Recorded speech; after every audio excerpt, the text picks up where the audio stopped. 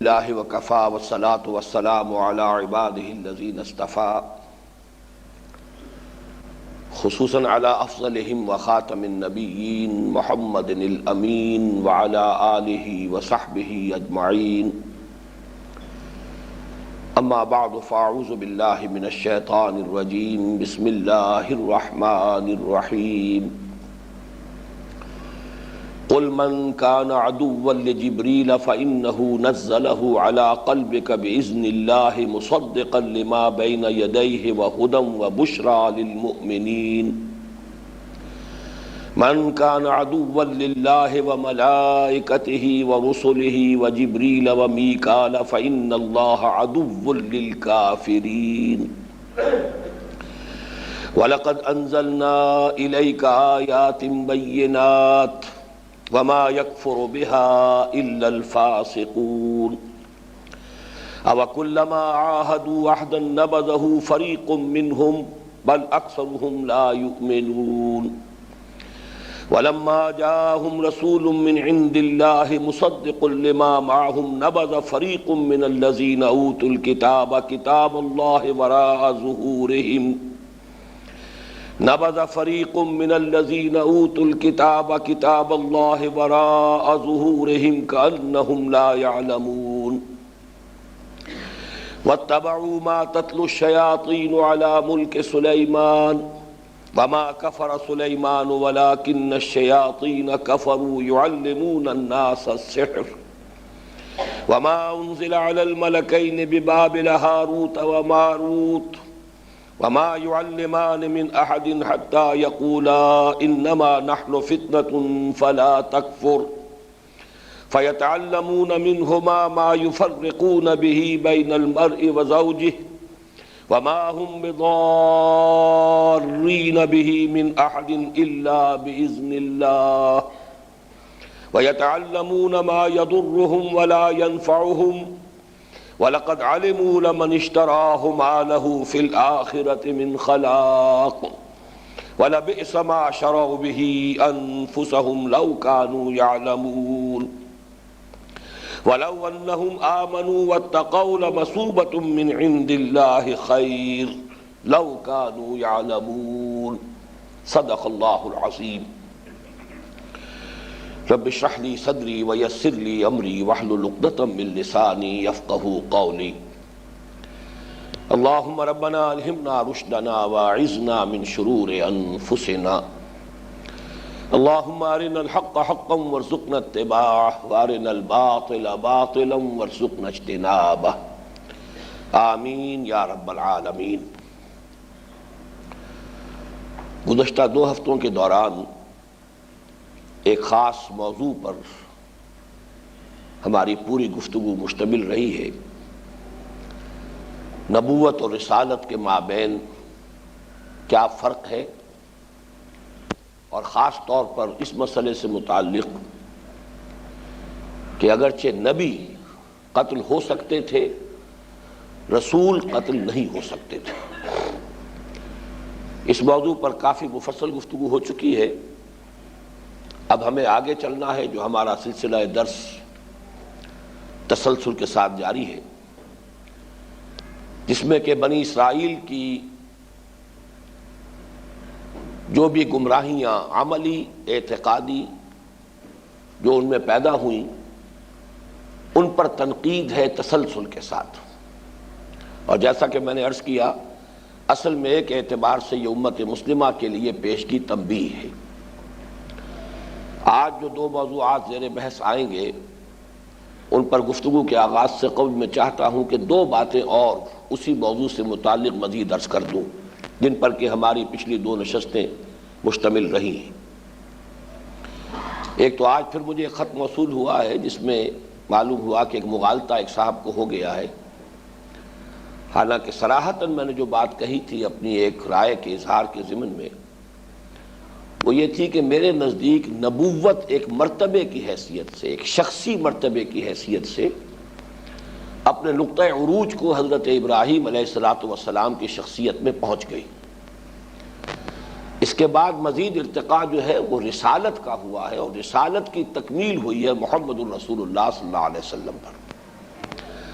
تو مغالطہ کسی کو ہو گیا ہے کہ شاید میں نے حضرت ابراہیم علیہ السلام کو خاتم النبیین قرار دے دیا ہے، اس مغالطے کی اصلاح کر لیجئے۔ اصل میں ارتقاء کا جس فلسفے کا میں نے حوالہ دیا تھا، خاص طور پر ڈاکٹر رفیع الدین صاحب کی رائے کے تذکرے میں، اس کا یہ جزو لا ینفک ہے کہ کسی ایک سطح پر جب ایک ارتقاء اپنے عروج کو پہنچا تو ظاہر بات ہے کہ وہ چیز تسلسل کے ساتھ آگے چلتی ہے۔ فزیکل ایوولوشن کے نتیجے میں جو آرگینک کمپاؤنڈز پیدا ہوئے، اب ظاہر بات ہے یہ سارا سفر جو اس ایوولوشن کا ہوا ہے وہ تو اب چلتا رہے گا، اس کے اندر کہیں خاتمہ نہیں آ جائے گا، مزید ایوولوشن اس میں نہیں ہوگا، لیکن جو لیول اٹین کر لیا گیا ہے اب اس سطح پر وہ لیول برقرار رہے گا اور ایوولوشن کسی اور لیول پر ہوگی۔ اس کے بعد جو ہے بائیولوجیکل ایوولوشن ہے، اب انسان جب وجود میں آ گیا، اب انسان تو چلا آ رہا ہے جتنے ہزار سال سے چلا آ رہا ہے، یہ نہیں ہے کہ اب اس کا خاتمہ ہو گیا انسان کا، لیکن یہ کہ اب انسان کے ذہنی ارتقاء کی منزل شروع ہوئی، یہ مختلف لیول سے ارتقاء کی۔ میرے نزدیک نبوت کی تکمیل ہو گئی، یا یوں سمجھیے کہ ایک مرتبہ شخصی کی حیثیت سے اس کا نقطہ عروج حضرت ابراہیم علیہ السلام پر، اب وہ نبوت تو چل رہی ہے، ختم ہوگی محمد الرسول اللہ صلی اللہ علیہ وسلم پر آ کر، خاتم النبیین آ حضور ہیں صلی اللہ علیہ وسلم، لیکن یہ کہ ایک شے ایک ہموار لیول کے اوپر مسلسل جاری ہے۔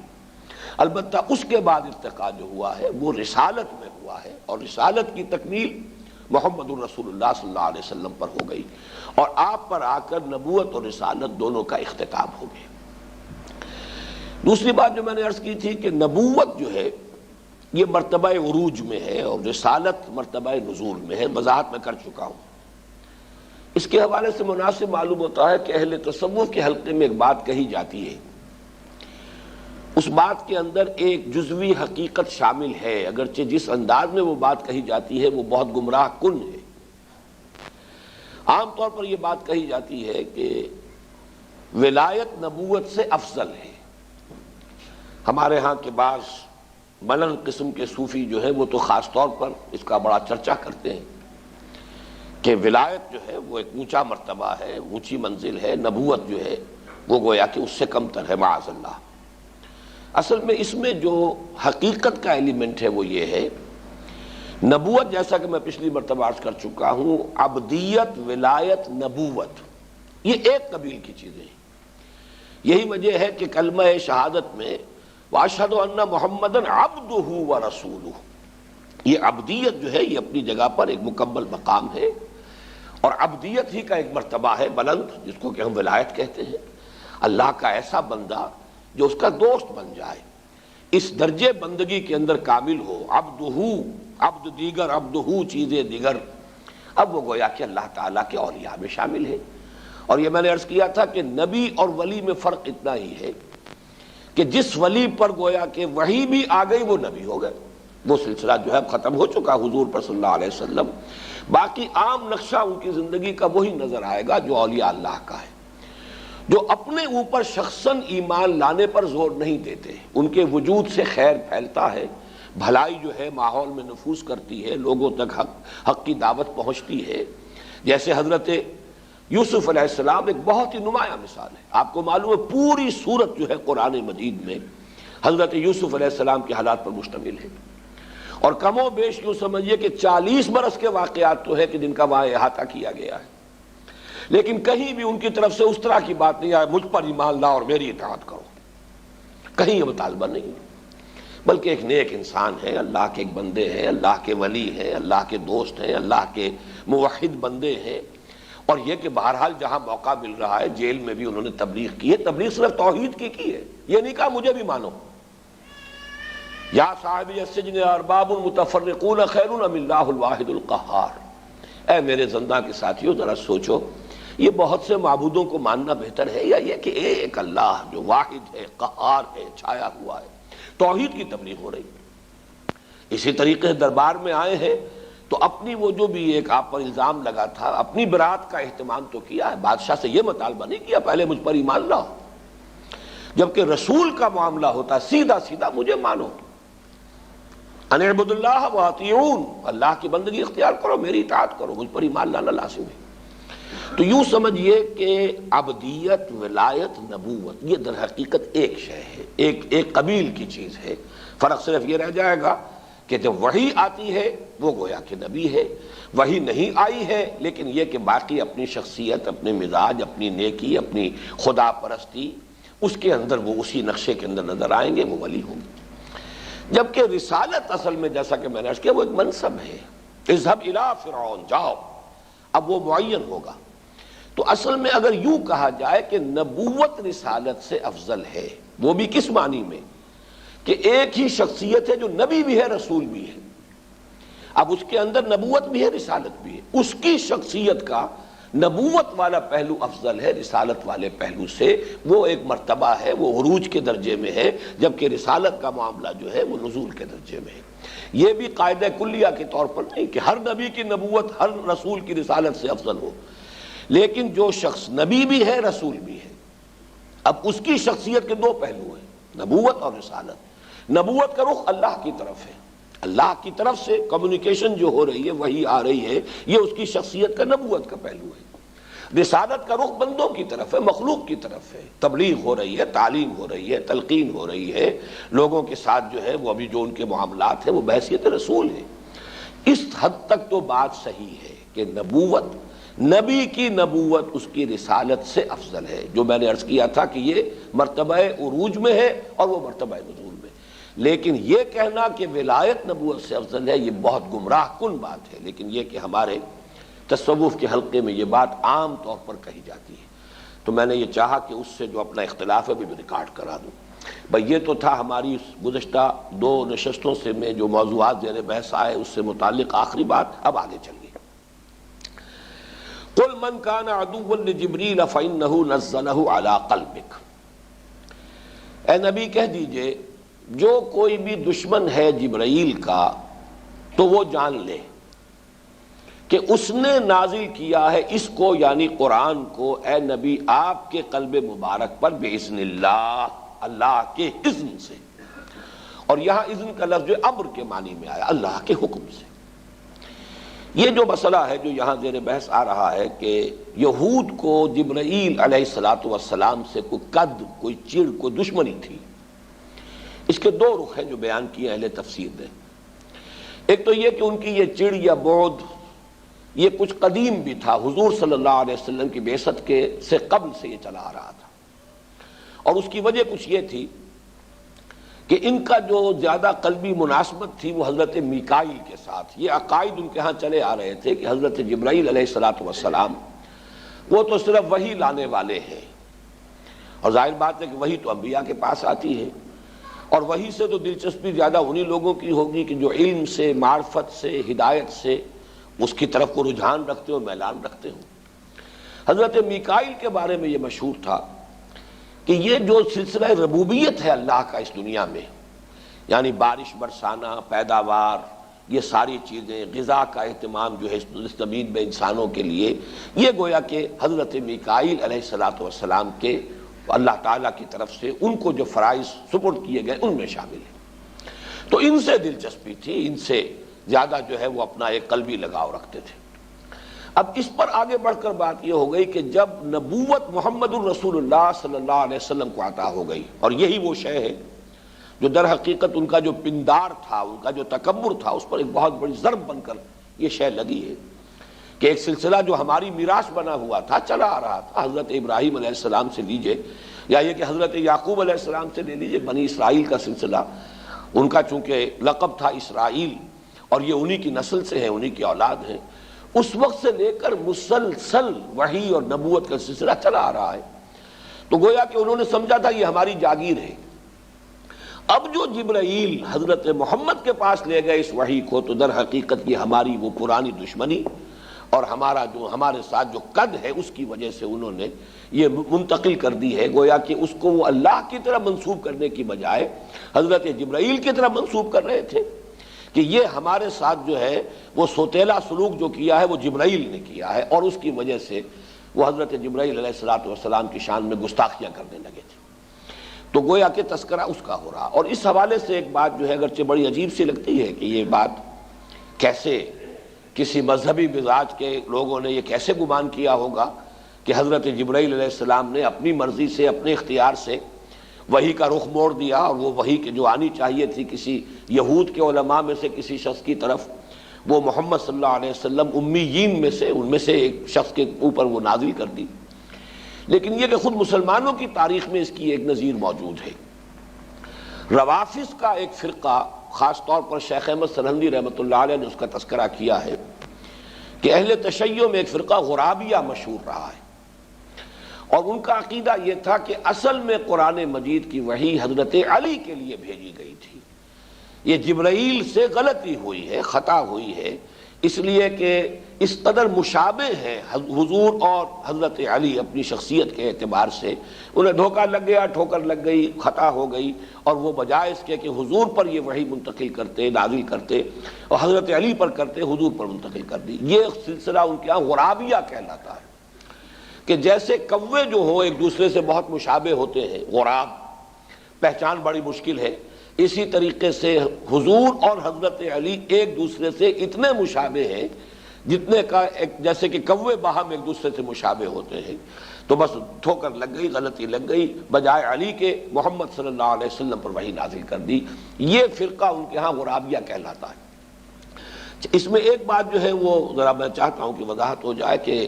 کہ کیسے حماقت کی بات ہے یہ کہ حضرت علی کی عمر رضی اللہ تعالیٰ عنہ اس وقت 13 برس یا اور اس سے بھی کم، اور حضور کی عمر اس وقت 40 برس، یہ مشابہت کیسے ہو گئی؟ تو اصل میں یہ بات یوں سمجھ میں آ سکتی ہے، ان کی بات سمجھانے کے لیے کہہ رہا ہوں کہ وحی کا نزول جو ہے در حقیقت وہ قلب پر ہوتا ہے، جیسا کہ یہاں بھی ہے علی قلبک، وحی کی ریسیپینٹ وحی ہوتی، روح ہوتی ہے، نہ کہ جسم۔ جسمانی شخصیت کا فرق اور تفاوت اور ہے۔ عالم ارواح میں جو ارواح ہے، روح محمدی اور روح علی علیہ الصلوۃ والسلام و رضی اللہ تعالی عنہ، ان کا معاملہ جو ہے ارواح کا معاملہ، تو یہ گویا کہ اگر ان میں سے کسی کا یہ خیال ہو تو یہ اعتراض جو ظاہری سا ان کے اس خیال پر آتا ہے، اس کے بارے میں یہ جواب ان کی طرف سے ہو سکتا ہے کہ چونکہ یہ تو ارواح کا معاملہ ہے، ارواح کی مشابہت ہو سکتی ہے۔ ارواح تو آپ کو معلوم ہے کہ ایک وقت میں پیدا کی گئی تھی، ارواح تو سب کی سب ہم عمر ہے۔ وہ تو جب شروع میں ابھی تمام ارواح کی تخلیق ہوئی ہے عالم ارواح میں، اور ہم سب کے سب موجود تھے، حضرت آدم اور میرے درمیان چاہے 10,000 سال کا فصل ہو، لیکن میں اس وقت حضرت آدم کی روح بھی موجود تھی، میری روح بھی موجود تھی، تو روحیں تو اس اعتبار سے ہم عمر ہے۔ تو یہ ایک ان کی بات کو سمجھانے کے لیے میں نے وضاحت کر دی ہے کہ وحی کا معاملہ در حقیقت متعلق جو ہے وہ جسم سے یا ان کانوں سے نہیں ہے، بلکہ جو وضاحت میں کرتا رہا ہوں کہ انسانی شخصیت کے یہ دو پہلو ہمیشہ سامنے رہنے چاہیے، تبھی یہ حقیقتیں سمجھ میں آتی ہیں۔ ایک ہمارا یہ مادی وجود ہے، جسمانی وجود ہے، ایک ہمارا روحانی وجود ہے۔ اس مادی وجود کی آنکھ ہے، کان ہے، دماغ ہے، یہ حیوانی وجود کی چیزیں ہیں، ان کا میں خاص طور پہ تذکرہ اس لیے بھی کر رہا ہوں کہ آج کے درس میں اس کا بعد میں پھر معاملہ زیر بحث آنے والا ہے۔ ان السمع والبصر والفؤاد، یہ در حقیقت ہمارے حیوانی وجود میں علم کے حصول کے ذرائع ہیں۔ آنکھ دیکھتی ہے، کان سنتا ہے، اور یہ دماغ کا کمپیوٹر پروسیس کرتا ہے اس سارے سینس ڈیٹا کو، اور اسے نتائج اخذ کرتا ہے اور علم آگے بڑھتا ہے۔ اور جو دل ہے در حقیقت جو مسکن ہے روح کا، اس دل ہی کے بارے میں کہا جاتا ہے یہ دل دیکھتا بھی ہے، یہ دل سنتا بھی ہے۔ فَإِنَّهَا لَا تَعْمَى الْأَبْصَارُ وَلَكِنْ تَعْمَى الْقُلُوبُ الَّتِي فِي الصُّدُورِ۔ تو در حقیقت روح کا مسکن جو ہے وہ ہے قلب، اور وہی براہ راست قلب پر نازل ہوتی ہے، اس کا کوئی تعلق جو ہے ان آنکھوں سے، ان کانوں سے نہیں ہے، بلکہ در حقیقت یہ جیسا کہ میں نے اس سے پہلے بارہ عرض کیا ہے کہ وہ جگر کا شعر بڑا پیارا ہے، اپلیکیبل ہے یہاں، کہ نغمہ وہی ہے نغمہ کہ جس کو روح سنے اور روح سنائے۔ یہ وہی وہ نغمہ ہے جسے الروح الامین، روح القدس جبرائیل اس نے سنایا ہے، اور روح محمدی نے سنا ہے صلی اللہ علیہ وسلم۔ نغمہ وہی ہے نغمہ کہ جس کو روح سنے اور روح سنائے۔ بہرحال یہاں ان کے اس مغالطے کا یا ان کی اس گمراہی کا یہاں پر اس کی نفی کی جا رہی ہے۔ قل من کان عدوا لجبریل فإنہ نزلہ علی قلبک بإذن اللہ۔ فرشتوں کے بارے میں قرآن مجید نے جو ہمیں حقائق تلقین کیے ہیں وہ یہ ہے کہ اگرچہ بہت بلند مرتبہ مخلوق ہے، اللہ سے بہت قرب رکھنے والے ہیں، نوری الاصل ہے۔ قرآن مجید میں تو تذکرہ نہیں، حدیث موجود ہے مسلم شریف میں حضرت عائشہ صدیقہ سے رضی اللہ تعالی عنہ کہ اللہ تعالیٰ نے ملائکہ کی تخلیق نور سے فرمائی، تو قرب بھی رکھتے ہیں۔ پھر ان میں طبقات ہیں، اور طبقات طبقہ اول جو ہے ان میں حضرت جبرائیل علیہ السلام بلند ترین مقام پر فائز ہیں اس حوالے سے۔ لیکن اس سب کے باوجود کرتے وہی کچھ ہے جس کا حکم ملتا ہے، یفعلون ما یؤمرون، جو حکم ملے وہ اپنے اختیار سے کوئی کام نہیں کرتے، بلکہ یہ کہ اللہ تعالیٰ کی طرف سے جو حکم ملتا ہے، جس کے لیے بہترین تعبیر جو ہے جامع ترین تعبیر کی گئی ہے سورہ مریم میں، کہ حضور صلی اللہ علیہ وسلم نے شکوہ کیا حضرت جبرائیل سے کہ آپ ذرا زیادہ لمبا وقفہ کر دیتے ہیں، میرا اشتیاق جو ہے میں انتظار میں رہتا ہوں، آپ دیر لگا کر آتے ہیں۔ تو اس پر جو جواب دیا گیا وَمَا نَتَنَزَّلُ إِلَّا بِأَمْرِ رَبِّكَ، ہم نازل نہیں ہو سکتے مگر آپ کے رب کے حکم سے۔ لَهُ مَا بَيْنَ أَيْدِينَا وَمَا خَلْفَنَا وَمَا بَيْنَ ذَلِكَ، جو کچھ ہمارے سامنے ہے اس کا اختیار بھی اللہ ہی کے ہاتھ میں ہے، جو کچھ ہمارے پیچھے ہے اس کا اختیار بھی اللہ کے ہاتھ میں ہے، اور جو ان دونوں کے مابین ہے یعنی ہمارا وجود، اب ظاہر بات ہے میرے سامنے میرے پیچھے اور جو ان دونوں کے مابین ہے وہ میرا وجود ہے، ہمارا وجود بالکل یہ اللہ تعالیٰ کے اختیار میں ہے، ہم اپنی مرضی سے اپنے ارادے سے نازل نہیں ہو سکتے، یہ تو اللہ کا حکم ہے۔ بس یہی وہ چیز ہے در حقیقت کہ جو توحید اور شرک کے مابین امتیاز قائم کرتی ہے، ورنہ یہی ایمان بالملائکہ ہی کی بگڑی ہوئی شکل ہے دنیا میں۔ یہ دیوتاؤں دیویوں کا جو تصور ہے، یہ پہاڑوں کا دیوتا ہے، یہ جل کا دیوتا ہے، یہ آگ کا اگنی دیوی ہے یا اور دیوتا ہے، تو ہم بھی مانتے ہیں کہ اللہ تعالیٰ کے فرشتے ہیں، معمور ہیں، جیسے کہ اس میں جو طائف کا سفر ہے اس کے ضمن میں آتا ہے کہ ملک الجبال حضور کی خدمت میں بھیجا گیا کہ میں ملک الجبال ہوں، ان پہاڑوں کے اوپر اللہ تعالیٰ نے میری ذمہ داری لگائی ہوئی ہے، اور مجھے اللہ نے بھیجا ہے آپ کے پاس کہ طائف کے لوگوں نے جو کچھ آج آپ کے ساتھ سلوک کیا، اگر آپ فرمائیں تو میں ان دونوں پہاڑوں کو جس کے مابین یہ طائف کی بستی آباد ہے ٹکرا دوں، اور یہ تمام لوگ جو ہے پس کر سرما بن جائیں۔ آپ نے فرمایا نہیں، کیا عجب کہ اللہ تعالیٰ ان کی اگلی نسل کو ہدایت دے دے۔ تو یہ ملک الجبال، اب ملک الجبال کے بارے میں اگر ذرا سا یہ تصور ہو جائے کہ اسے کوئی اختیار بھی حاصل ہے کہ اپنی مرضی سے جو چاہے کرے، بس یہی وہ شرک، توحید ختم، شرک شروع، اب وہ فرشتہ نہیں رہے گا، وہ دیوتا ہو جائے گا۔ تو دیویوں دیوتاؤں میں اور فرشتوں میں فرق اتنا ہی ہے، ورنہ یہ کہ بہرحال بلند شخصیتیں ہیں، نورانی مخلوق ہے، مقربین بارگاہ ربی ان میں ہے۔ البتہ وما نتنزل الا بامر ربک لا یعصون اللہ ما امرهم ویفعلون ما یؤمرون۔ وہی بات یہاں کہی گئی فإنہ نزلہ علی قلبک، یہاں نوٹ کرنے کی بات یہ ہے کہ وحی کا محبت قلب محمدی ہے صلی اللہ علیہ وسلم، اور نمبر دو بِإِذْنِ ربک، آپ کے رب کے حکم سے یہ حضرت جبرائیل نے نازل کیا ہے۔ مصدقا لما بین یدیہ، یہ کئی بار آ چکے ہیں الفاظ کہ اس کے دونوں معنی ہیں۔ عام طور پر لوگ سمجھتے ہیں کہ جو اس کے سامنے موجود ہے اس کی تصدیق کرتے ہوئے، یعنی تورات اور انجیل اور جو پرانی کتابیں ہیں ان کی تصدیق کی قرآن نے کہ یہ بھی اللہ کی نازل کردہ ہے۔ اور دوسرا مفہوم جو میرے نزدیک زیادہ اہم ہے کہ ان کتابوں میں جو پیشین گوئیاں تھیں ان کا مصداق بن کر آیا ہے، ورنہ وہ پیشین گوئیاں جو ہیں وہ گویا کہ ابھی ان کی کوئی ان کا مصداق پھر کوئی نہیں ہے۔ در حقیقت قرآن مجید ان کا مصداق بن کر آیا ہے۔ وَهُدًى وَبُشْرَى لِلْمُؤْمِنِينَ، اور اہل ایمان کے حق میں ہدایت بھی ہے، بشارت بھی ہے۔ یہاں در حقیقت دونوں معنی ہوں گے۔ پوٹینشلی جو لوگ قرآن کے نزول سے قبل بھی صاحب ایمان تھے، ظاہر بات ہے کہ جو بھی موسیٰ کے ماننے والے، عیسیٰ کے ماننے والے تھے، اگر خلوص اور اخلاص کے ساتھ ماننے والے تھے تو قرآن مجید نازل ہوا تو انہوں نے فوراً اس کی تصدیق کی، ان کے لیے بشارت بن گیا، وہ تو منتظر تھے۔ جیسے کہ آپ کو معلوم ہے کہ وہ جن راہبوں کے پاس حضرت سلمان فارسی رہے زیر تربیت اور زیر تعلیم، وہ تو منتظر تھے۔ خود ہرقل نے کہا کہ میں بھی سمجھتا تھا کہ وقت قریب آ گیا، بہت بڑا عالم تھا وہ، کہ وقت آ گیا ہے، لیکن میرا یہ گمان نہیں تھا کہ وہ جو ہے صحرائے عرب میں اس نبی آخر الزماں کا ظہور ہونے والا ہے۔ تو جو بھی سچے تھے تو وہ تو گویا کہ منتظر تھے، ان کے لیے بشارت بن گئی، ان کے لیے ہدایت بن گئی۔ اس راہب کی بات جو ہے حضرت سلمان فارسی کے لیے ذریعہ ہدایت بن گئی، حضور کے قدموں تک پہنچانے کا ذریعہ بن گئی۔ پھر یہ کہ اب جو ایمان لے آئے ہیں ان کے لیے قرآن مجید مسلسل پیغام، ان کے لیے بشارت ہے، ان کے لیے ہدایت ہے، رہنمائی ہے، قدم قدم پر سبق راستہ دکھانے والا ہے۔ من کان عدوا للہ وملائکتہ ورسلہ وجبریل ومیکال فإن اللہ عدو للکافرین، جو کوئی بھی دشمن ہے اللہ کا اور اس کے فرشتوں کا اور اس کے رسولوں کا اور جبرائیل کا اور میکائیل کا، تو وہ جان لے کہ اللہ تعالیٰ ایسے کافروں کا دشمن ہے۔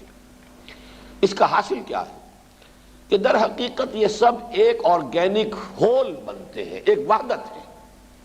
انڈیویزیبل، انہیں تقسیم نہیں کر سکتے۔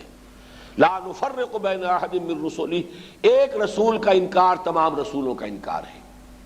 اللہ کی ایک صفت کا انکار گویا کہ اللہ کا انکار ہے۔ اللہ کے فرشتوں میں سے کسی ایک کا انکار، کسی ایک سے عداوت، گویا کہ سب کے ساتھ عداوت ہے۔ یہ سب کے سب در حقیقت ایک وحدت بنتے ہیں، ناقابل تقسیم وحدت، اللہ اور اس کے رسول۔ اور چونکہ خاص طور پر یہ رسول کا لفظ جو یہاں پر آیا ذو معنیین ہے، اس لیے کہ فرشتے جو ہیں وہ اللہ کے رسول بھی بنتے ہیں۔ اللہ یصطفی من الملائکۃ رسلا ومن الناس، اللہ تعالیٰ پسند فرما لیتا ہے فرشتوں میں سے بھی اپنے پیغامبر اور ایلچی، اور انسانوں میں سے بھی۔ کتنے بے شمار فرشتے ہیں جن میں سے حضرت جبرائیل کو چنا ہے علیہ الصلوۃ والسلام، اور ادھر انسانوں میں سے محمد رسول اللہ مصطفیٰ ہیں، مجتبیٰ ہیں صلی اللہ علیہ وسلم۔ تو ایک ملک ہے، رسول ملک، اور ایک رسول بشر ہے، اور رسالت کا جو لنک ہے، رسالت کی چین ان دو لنکس پر مشتمل ہے۔ یہ سورہ حج کا آخری رکوع جو ہے وہ ہمارے منتخب نصاب میں شامل ہے، اس میں یہ مضامین زیر بحث آتے ہیں۔ تو اب ان میں سے کسی ایک کے ساتھ عداوت رکھنا، وہ جان لے کہ پھر سب کے لیے چیلنج ہے وہ،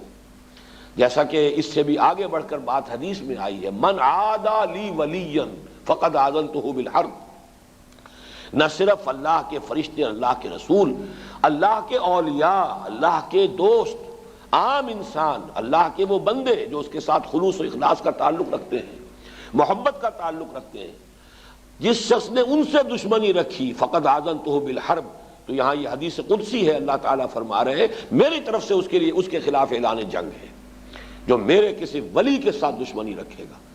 تو ظاہر بات ہے کہ اللہ، اس کے ماننے والے بندے، اس کے رسول، اس کے فرشتے، ان کو آپ تقسیم نہیں کر سکتے کہ ان میں سے کسی ایک کے ساتھ تو دوستی رکھیں اور دوسروں کے ساتھ دشمنی رکھیں، بلکہ یہ مل کر ایک وحدت ہے۔ من کان عدوا للہ وملائکتہ ورسلہ وجبریل ومیکال، اب یہاں خاص طور پر حضرت میکائیل کا تذکرہ کر دیا کہ تم سمجھتے ہو کہ وہ تمہارے دوست ہیں یا تم ان سے محبت رکھتے ہو، نہیں، اگر جبرائیل سے تمہیں دشمنی ہے تو ان سے بھی دشمنی ہے، پھر ان کی طرف سے بھی تمہارے لیے اعلان جنگ ہوگا، وہ تمہارے ساتھ کوئی دوستی اور محبت کا معاملہ نہیں کر سکتے۔ فإن اللہ عدو للکافرین وَلَقَدْ أَنزَلْنَا إِلَيْكَ آیَاتٍ بَيِّنَاتٍ، اور ہم نے آپ کی طرف نازل فرما دی ہے اے نبی صلی اللہ علیہ وسلم روشن آیات، ہر بات کو کھول دیا ہے، واضح کر دیا ہے، کسی مغالطے کے لیے اب کوئی امکان باقی نہیں رہا۔ وَمَا يَكْفُرُ بِهَا إِلَّا الْفَاسِقُونَ، اب ان آیات کا انکار تو نہیں کریں گے مگر وہی کہ جن میں سرکشی ہے۔ یہ فسق کا لفظ جو ہے، اگرچہ فاسق عام طور پر ہم جو استعمال کرتے ہیں ایک ایسے شخص کے لیے متقی کے ضد کی حیثیت سے، اس کے اینٹونیم کی حیثیت سے فاسق، لیکن اس کا اصل جو ہے وہ ہے در حقیقت کسی کی اطاعت سے نکل بھاگنا اور سرکشی کرنا۔ تورات میں خاص طور پر لفظ آتا ہے گردن کش، اور ہمارے ہاں عام طور پر لفظ استعمال ہوتا ہے سرکش، یعنی کسی کی اطاعت سے سرتابی کرنا، سرکشی کرنا، بغاوت کرنا۔ جن میں بغاوت کا مادہ وہی ہوں گے جو ان آیات کا انکار کریں گے یا ان کی ناقدری کریں گے۔ کفر کے دونوں معنی یہاں پہ اپلیکیبل ہیں۔ وما يكفر بها الا الفاسقون اوکلما عاهدوا عهدا نبذه فريق منهم، اب یہ اوکلما یہ ایک حیرت کا سا انداز ہے، تحیر کا انداز ہے کہ کیا ان کا طرز عمل ہے، ان یہود کا، بنی اسرائیل کا، کیا یہی ان کی ہمیشہ روش رہے گی کہ جب بھی کبھی انہوں نے کوئی عہد کیا نبذہ فریق منہم، کہ ان میں سے ایک گروہ نے تو لازماً اس کی خلاف ورزی کی، نبذہ پھینک دینا، اسے رد کر دینا، اس کو ریجیکٹ کر دینا، نبذہ فریق منہم بل اکثرہم لا یؤمنون، بل لیکن اب تو صورتحال یہ پیش آ چکی ہے کہ ان کی اکثریت ایمان لانے والی نہیں ہے۔ یعنی یہ جو امتحان ان کا آ گیا ہے، پہلے تو پھر بھی ان کے پاس نبی آتے تھے تو اسرائیلی تو ہوتے تھے، کچھ لوگ مان لیتے تھے، کچھ نہیں مانتے تھے، کچھ سرتابی کرتے تھے، کچھ ان کی پیروی کرتے تھے، کچھ ان کا ساتھ دیتے تھے، کچھ ان سے دور رہتے تھے۔ لیکن اب صورتحال یہ ہو چکی ہے کہ ان کا امتحان اتنا کڑا ہو گیا ہے، اتنا سخت ہو گیا، اور اس میں یہ سب کے سب جو ہے ناکام ہو رہے ہیں کہ چونکہ وہ جو ان کی ایک قومی جو اپنا ایک تکبر ہے اور استکبار ہے، اب اس کے اوپر ضرب لگی ہے، تو بل اکثرهم لا یؤمنون، اب یہ ایمان لانے والے نہیں۔ وَلَمَّا جَاءَهُمْ رَسُولٌ مِّنْ عِندِ اللَّهِ مُصَدِّقٌ لِّمَا مَعَهُمْ نَبَذَ فَرِيقٌ مِّنَ الَّذِينَ أُوتُوا الْكِتَابَ كِتَابَ اللَّهِ وَرَاءَ ظُهُورِهِمْ كَأَنَّهُمْ لَا يَعْلَمُونَ۔ اور جب آ گئے ان کے پاس ایک رسول صلی اللہ علیہ وسلم، یہاں پہ رسول جو ہے یہ نکرہ کی شکل میں ہے، اس میں تعمیم بھی ہو سکتی ہے، جو بھی رسول ان کے پاس آئے، یعنی یہ گویا کہ ان کی مسلسل تھرو آؤٹ دی ہسٹری جو ان کا ایک طرز عمل رہا ہے، اس کو ایک قاعدہ کلیہ کی حیثیت سے بیان کیا جا رہا ہے۔ جب بھی کبھی ان کے پاس آئے کوئی رسول من عند اللہ ہے، اللہ کے پاس سے، مصدق لما معہم، تصدیق کرتے ہوئے اس شے کی جو ان کے ساتھ تھی، ان کے پاس موجود تھی، نبذ فریق من الذین اوتوا الکتاب کتاب اللہ وراء ظہورہم، تو جن لوگوں کو کتاب دی گئی تھی ان میں سے ایک گروہ نے تو اس کتاب کو اپنی پیٹھوں کے پیچھے پھینک دیا، کأنہم لا یعلمون، جیسا کہ اسے جانتے ہی نہیں، سرے سے کوئی سروکار ہی نہیں۔ گویا کہ ایک تو ان کا طرز عمل وہ ہے کہ جو تھرو آؤٹ ہسٹری رہا انبیاء کے ساتھ، وہ تو یہ ہے کہ اب آپ اولڈ ٹیسٹمنٹ کا اگر مطالعہ کریں، تمام نبیوں کا معاملہ یہ رہا ہے کہ جیسے ایک مسلسل کشاکش ان کے اور بنی اسرائیل کے درمیان جاری ہے، ان کی تنقیدیں، انہوں نے جس طریقے سے لعن طعن کیا بنی اسرائیل پر، وہ جو ہے تورات اگر آپ پڑھیں تمام انبیاء کے صحیفے تو وہ اس کے لیے بڑی تفاصیل اس میں موجود ہے کہ انہوں نے پوری تاریخ کے دوران یہ کہ کچھ لوگ مان بھی لیتے تھے لیکن کم، بڑی گردن کش قوم اور سرکش قوم، اور ان کا معاملہ جو ہے تقریباً تمام انبیاء کے ساتھ یہی رہا۔ اگر یہاں تعمیم ہو، عموم نکرہ سے لیا جائے تو یہاں پر رسول جو ہے بمعنی انبیاء ہوگا۔ دوسری رائے یہ ہے کہ یہاں پر در حقیقت حضور مراد ہے صلی اللہ علیہ وسلم، اور حضور کے لیے نکرہ کا لفظ جو لایا گیا رسول، الرسول نہیں کہا گیا، وہ اس لیے کہ نکرہ میں ایک تفخیم کی شان ہوتی ہے، کسی کی عظمت بیان کرنے کے لیے بھی رسول، بڑے رسول۔ وَلَمَّا جَاءَهُمْ رَسُولٌ، جو بھی تاریخ رہی سو رہی، اب جب کہ وہ رسول اعظم آ گئے صلی اللہ علیہ وسلم، گویا کہ یہاں وہ تفخیم کا انداز ہے، حضور کی تعظیم، من عند اللہ مصدق لما معہم، اللہ کے پاس سے آئے ہیں، وہ کچھ تعلیمات لے کر آئے ہیں، قرآن لے کر آئے ہیں، جو تصدیق کرتے ہوئے آیا ہے جو ان کے ساتھ ہے اس کی۔ نبذ فریق من الذین اوتوا الکتاب کتاب اللہ وراء ظہورہم، تو اب بجائے اس کے کہ تورات میں جو پیشین گوئیاں تھیں اب اس کا مصداق سامنے آ گیا، یہ تو آگے بڑھتے، خوش آمدید کہتے، استقبال کرتے، ان کے دست و بازو بنتے، ان کی تصدیق کرتے، ان کا ساتھ دیتے، انہوں نے اپنی کتاب کو بھی اٹھا کر پھینک دیا اپنی پیٹھوں کے پیچھے، اس لیے کہ اس کتاب کی اب وہ جو پیشین گوئیاں تھیں انہیں نظر انداز کر رہے ہیں۔ نبذ فریق من الذین اوتوا الکتاب کتاب اللہ وراء ظہورہم، کتاب اللہ سے کچھ لوگوں نے مراد قرآن بھی لیا ہے، لیکن یہ کہ زیادہ رائے یہی ہے کہ اس سے مراد تورات ہے، کہ انہوں نے حضور صلی اللہ علیہ وسلم کی دشمنی میں، آپ کے عناد میں، آپ سے زدم زدہ کی بنا پر خود اپنی کتاب کو نظر انداز کر دیا ہے۔ یہ ہے در حقیقت کسی کے تعصب کی انتہا، کہ جس کتاب کو انہوں نے ابھی تک اپنا اوڑھنا بچھونا بنائے رکھا ہے، بہرحال اس کی تعظیم کرتے رہے ہیں، اس کے حوالے ہی سے ان کی ساری درس و تدریس ہے، ان کا افتاء ہے، فتوے ہیں، فیصلے ہیں، ان کے مفتی ہیں، ان کے قاضی ہیں، لیکن نبذ فریق من الذین اوتوا الکتاب کتاب اللہ وراء ظہورہم کأنہم لا یعلمون، جیسے کہ جانتے ہی نہیں۔ یہ تو اب وہ 5 آیات آ گئیں کہ جس میں تقریباً وہی باتیں سامنے آئی ہیں جو اس سے پہلے بھی مختلف الفاظ میں آئی ہیں۔ اب جو دوسرا حصہ اس رکوع کا، اس میں وہ بات آ رہی ہے، اور اس کا جو منطقی ربط ہے پہلے اس کو سمجھ لیجئے۔ جب بھی کہیں کوئی صحیح شے درمیان سے ہٹے گی تو جو خلا پیدا ہوگا کوئی غلط شے اس کی جگہ پر آئے گی۔ اسی کو کہا جاتا ہے ہمارے ہاں کہ اگر کسی معاملے میں بھی ایک سنت کو ترک کریں گے تو جب سنت ترک کریں گے کوئی نہ کوئی بدعت آئے گی اس کی جگہ پر، اس لیے کہ خلا تو رہ نہیں سکتا۔ یہ ہم فزیکل ورلڈ میں بھی جب مانتے ہیں، اگر کہیں ہوا کا دباؤ کم ہو جائے تو پھر آندھیاں آئیں گی، طوفان آئیں گے، کوئی نہ کوئی جو ہے وہ دباؤ جو ہے ہوا کا کم ہو جانا وہ یقیناً وہ کھینچے گا ادھر ادھر سے کچھ چیزوں کو۔ اسی طریقے سے جب خلا پیدا ہوا، ابھی ہم نے جو ہمارا یہاں 1 ایئر کورس چل رہا ہے تو اس میں وہ میرا ایک چھوٹا سا مضمون ہے 6 صفحات کا، قرآن اور جہاد۔ یہ دو چیزیں کہ جو ہماری جو تاریخ کا صدر اول ہے، دور صحابہ، حضور صلی اللہ علیہ وسلم کا دور، دور خلافت راشدہ، اس میں اہم ترین چیزیں جو تھیں دین کی وہ قرآن اور جہاد۔ لیکن جب ذرا سا مملکت کا دور شروع ہو گیا تو مملکت کے دور میں اب قانون کی اہمیت زیادہ ہوتی ہے، شہری کون ہے، پہلے کانسٹیٹیوشنل ایشوز جو ہیں اب زیادہ اہم ہو جائیں گے۔ نتیجہ یہ نکلا قرآن ذرا بیک گراؤنڈ میں جانا شروع ہوا، اب فقہ کی ضرورت ہوئی، اب توجہات فقہ پر، حدیث پر مرکوز ہونی شروع ہوئی۔ قرآن مجید رفتہ رفتہ بیک گراؤنڈ میں فیڈ کرتا چلا گیا، وہ کتاب مقدس بن گیا، بس اس کو پڑھو اور ثواب لے لو۔ ساری دلچسپی تو اب فقہ سے ہے، چونکہ فقہ کا جو ہے یوں سمجھیے کہ 8 حصوں میں سے 7 حصے جو ہوں گے اس کے وہ تو پھر حدیث پر مبنی ہے۔ قرآن مجید کا تو 1/20 حصہ بھی فقہی آیات پر مشتمل نہیں ہے، اس لیے کہ فقہ میں تو بڑے موٹے موٹے کچھ قوانین قرآن نے دیے ہیں، باقی تفاصیل تو اس کی حدیث سے ملیں گی۔ پھر اس میں اجتہاد ہوا ہے، اجتہاد اور قیاس سے اس کے بعد جو بھی اجماع ہوا، مختلف چیزیں ہیں۔ تو گویا کہ جہاں تک فقہ کا تعلق ہے اس کے ادلہ اربعہ کہلاتی ہیں، قرآن، سنت، اجماع، قیاس۔ ان 4 میں سے ایک قرآن ہے نا، یکے از ادلہ اربعہ۔ اس کا منطقی نتیجہ یہ نکلا کہ توجہات جیسے جیسے حکومت اور ریاست اور مملکت کے معاملات کی اہمیت زیادہ ہوتی چلی گئی تو زیادہ توجہ حدیث اور فقہ پر ہو گئی، قرآن کی اہمیت کم ہو گئی۔